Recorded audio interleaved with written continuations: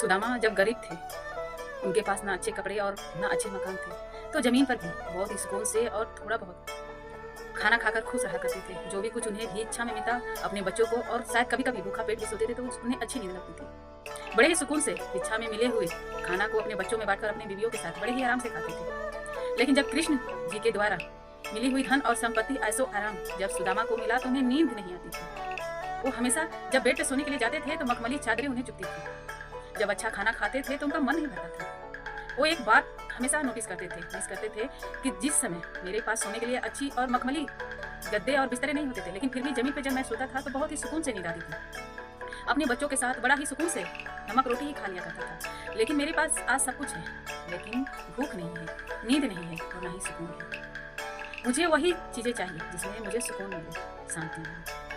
ठीक उसी प्रकार आजकल के कुछ रिश्तेदार होते हैं, जिनके पास कल तक खाने के लिए खाना नहीं था, जिनके पास पहनने के लिए कुछ अच्छे कपड़े नहीं होते थे, जिनके पास कुछ भी नहीं होता था, जिन्हें दुनिया बोलने भी नहीं देती थी, लेकिन उनके पास अगर 2 पैसे ज़्यादा क्या हो जाते हैं, गाड़ी अगर बंगला हो जाए, तो वो अपनी भड़ास रिश्तेदारों पे निकालते हैं। अपनी जो उनके बुरे हालात में जो रिश्तेदार उनके मदद किए होते हैं, उन्हीं को वो नीचा दिखाने शुरू कर देते हैं।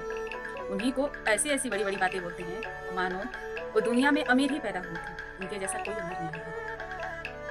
अपनी औकात कभी नहीं भूलनी चाहिए, लेकिन इंसान अपना औकात हमेशा भूल जाता है। एक समय होता है कि उनके पास ना खाना खाने के लिए खाना होता है, और ना पहनने के लिए कपड़ा होता है, और ना रहने के लिए छत होता है। लेकिन जब कुछ देख लेता है, तो उसे घबराहट होने लगती है। आखिर मेरे पास तो सब कुछ है, मैं क्यों दुनिया की बातें सुनूं? मैं दुनिया का रिस्पेक्ट क्यों करूं? मैं दुनिया का बात क्यों मानूं?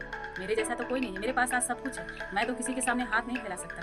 दुनिया मेरे चरणों में झुकेगी, मेरे पैरों में झुकेगी, जिसे मैं चाहूँगा वो मैं हासिल कर लूँगा। लेकिन एक चीज़ हमेशा इंसान भूल जाता है, पैसों से सब कुछ खरीद सकता है, लेकिन रिश्ता और रिश्तेदारी कभी नहीं खरीद सकता है। जो रिश्तेदारी आपके मुसीबत में काम आया है, उसे कभी नहीं भूलना चाहिए। कि आपको हमेशा याद रखना चाहिए कि जब आपकी 1 पैसे की औकात नहीं थी, तो वही इंसान आपका हाथ पकड़ा था।